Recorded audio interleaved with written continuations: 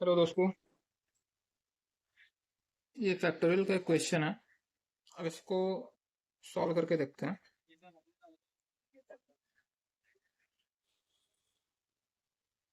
तो अभी स्टार्ट करते हैं। यहाँ पे n अपॉन 8 का factorial is equal to 3 upon 6 का factorial plus 1 upon 1 factorial upon 4 factorial. ठीक है।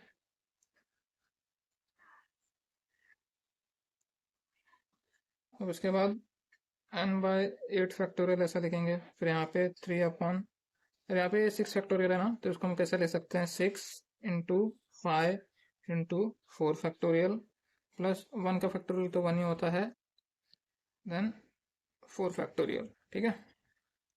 अब उसके बाद क्या हो जाएगा?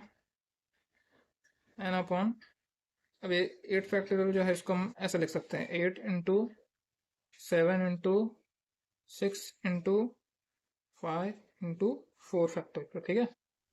तो 3 upon 6 into 5 into 4 factorial plus 1 upon 4 factorial. ठीक है। अब क्या हो जाएगा इसके बाद?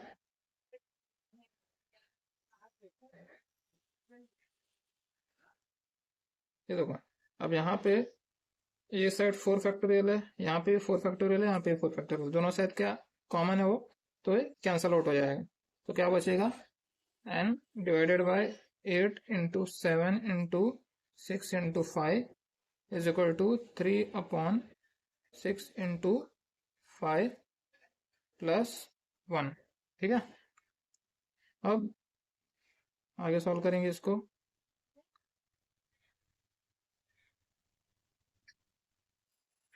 इसको आगे सॉल्व करेंगे, कैसा हो जाएगा ये? अब ये जो डिनोमिनेटर है यहाँ पे मल्टीप्लाई होगा, तो 3 into 8 into 7 into 6 into 5 divided by 6 into 5 plus यहाँ पे क्या हो जाएगा? 8 इंटू 7 इंटू 6 इंटू 5। ठीक है। अब 6 इंटू 5 यहाँ पे कैंसिल हो गया, बचा क्या? 3 into 8 into 7 plus 8 into 7 into 6 into 5। उसको कैलकुलेट करो। 7 8 जा 56, 56 इंटू 3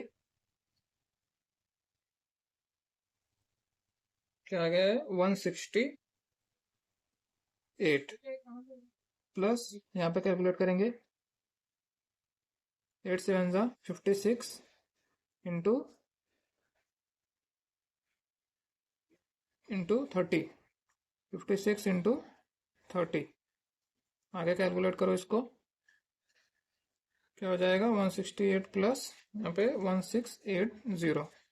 इसको आगे कैलकुलेट करो, क्या आ जाएगा? 8 8 आ जाएगा। फिर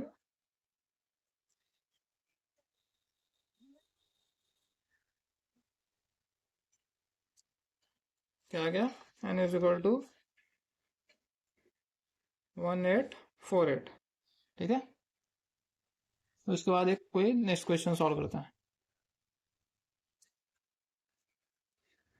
अब ये यहाँ पे एक क्वेश्चन है, n प्लस 1 का factorial is equal to 42 into n minus 1 का फैक्टोरियल। ठीक है। अब इसको सॉल्व करते हैं।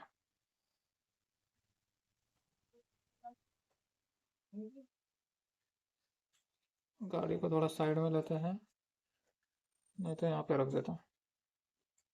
एंड ये टायर, ये इस गाड़ी का टायर नहीं है, बट इसको यहाँ पे रखेंगे, आगे सॉल्व करेंगे। ठीक है। अब इसको कैसा, ये वाला जो है n प्लस 1, इसको हम कैसे लिख सकते हैं? n plus 1 into n into n minus 1 into, sorry n minus 1 तक लिखते हैं इसको, is equal to 42 into n minus 1 का फैक्टोरियल। ठीक है। ये कैसे लिखा वो समझ में आएगा नहीं? क्यों, बताता हूँ। समझ लो 5 का फैक्टोरियल है, कैसे इसको करते हैं हम लोग? फिर एक एक माइनस करते हैं ना, 5 इंटू 4 इंटू 3 इंटू 2 इंटू 1। ठीक है। तो सेम सिंपल वैसे ही है यहाँ पे भी। यहाँ पे भी हमने क्या किया? n प्लस 1 था, उसके बाद हमने अगले वालों के लिए क्या किया, n+1 -1 किया। फिर नेक्स्ट वाले को भी क्या करेंगे, n+1 -1, फिर -1 कर देंगे। ऐसे ही कंटिन्यू होते चला जाएगा। तो फिर ऐसा आ गया। अब पे n-1 factorial, n-1 factorial cancel हो गया। अब क्या आ गया यहाँ पे, n+1 into n is equal to 42। ठीक है। फिर क्या होगा यहाँ पे, n का square plus n is equal to 42, n का square plus n minus 42 is equal to 0। अब इसको आगे सॉल्व करो। अब क्या हो जाएगा, ये देखो ये क्वाड्रेटिक इक्वेशन है ना। अब हमको क्या करना है, ऐसा फैक्टर ढूंढना है जिसको मल्टीप्लाई करने पे 42 आता हो और माइनस करने पे 1 आता हो। तो 7 6 जा 42। तो यहाँ पे क्या हो जाएगा, n का square plus 7n minus 6n minus 42 is equal to 0। यहाँ पे n कॉमन ले लो, सॉरी n का स्क्वायर नहीं, माई मिस्टेक। n कॉमन ले लिया, बचा n+7, यहाँ पे -6 कॉमन ले लेंगे। फिर n+7 is equal to 0, n+7 दूसरा क्या हो गया, n-6 इज इक्वल टू 0। तो अब यहाँ पे